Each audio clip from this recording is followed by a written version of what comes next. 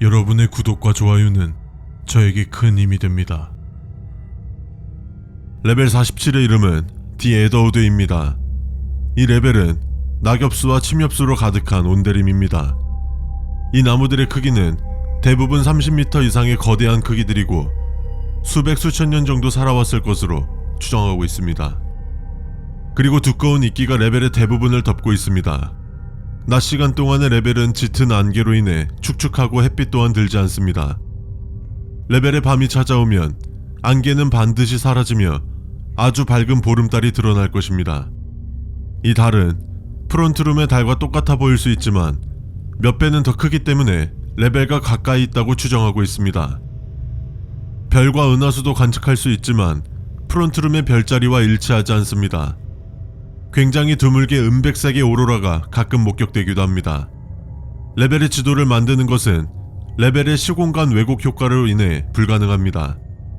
백룸 전체에서 공통적으로 발생하는 비선형, 비유클리드 현상이 이 레벨에서는 직접적으로 관찰되지 않으며 이러한 특성 때문에 레벨의 변화가 생기더라도 눈에 띄지 않습니다. 이 효과는 사람에게는 자신의 생각을 의심하거나 불쾌감을 주고 있습니다.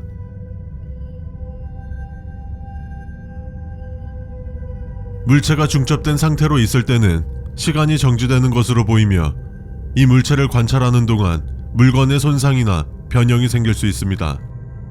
즉 물체가 사라지거나 이전의 상태로 돌아가려고 하는 것입니다.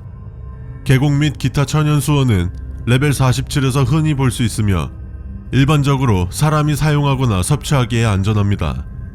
이 레벨에 서식하는 엔티티들은 작은 새, 포유류, 양서류를 잡아먹는 뱀과 유사한 엔티티들이 서식하고 있습니다. 모든 개체가 알려진 것은 아니지만 한 가지 사항만 제외하고는 변칙적이지 않은 것으로 보고 있습니다. 레벨의 뱀을 해치거나 죽이면 그레이트 올드 에더 또는 단순히 그레이트 에더라고 부르는 밝은 진홍색의 티타노보아가 즉시 나타나 우리를 사냥하고 산채로 집어삼킬 것입니다. 티타노보아가 나타났을 때 이 개체에게서 도망가거나 물리쳤다는 기록은 없습니다.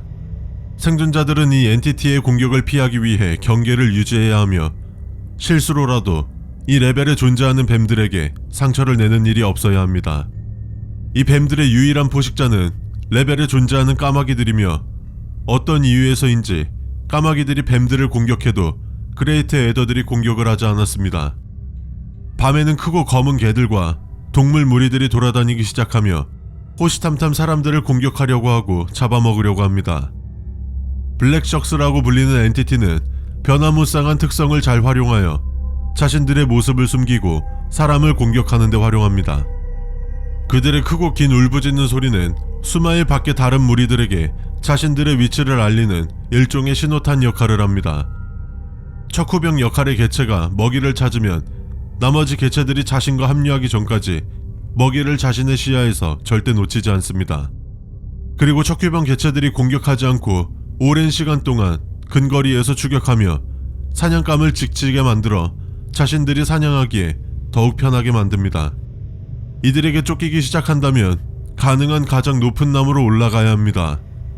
이 개체들은 해가 뜨기 시작하면 자신들이 머무는 동굴로 들어가기 때문에 동이 틀 때까지 버텨내는 것이 최선의 생존 방법입니다. 이런 이유로 인해서 가능하면 나무 위에서 잠자고 휴식을 취하는 것이 좋으며 레벨 내에서는 최대한 은밀하고 조용하게 움직이는 것이 좋습니다.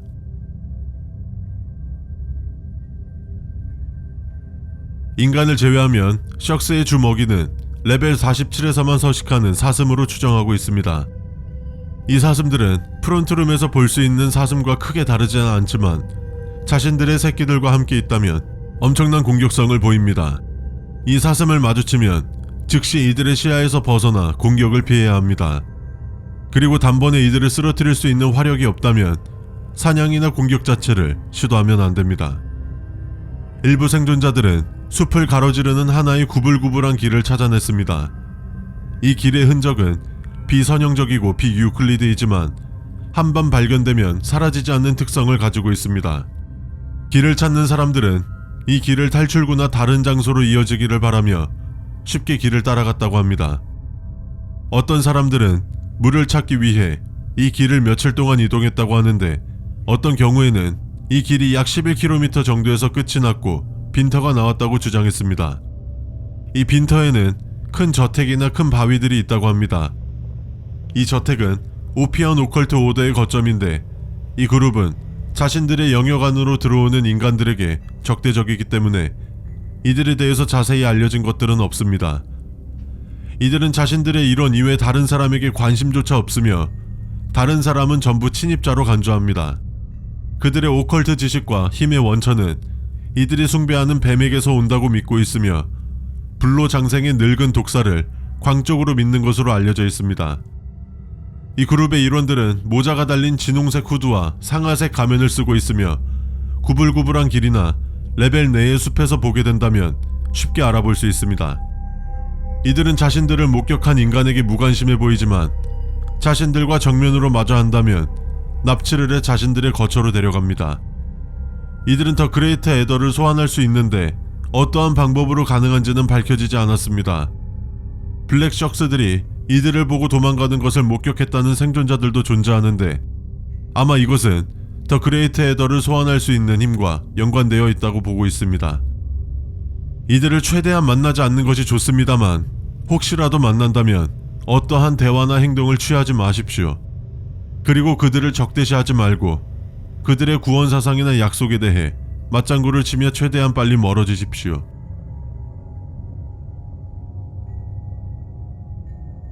이 레벨로 들어오는 방법은 오로지 노클립뿐입니다. 다행이라고 해야 할까요? 높은 수준의 온톨로지 불완전성으로 인해서 다른 레벨보다 이 레벨로 노클립될 확률이 높습니다.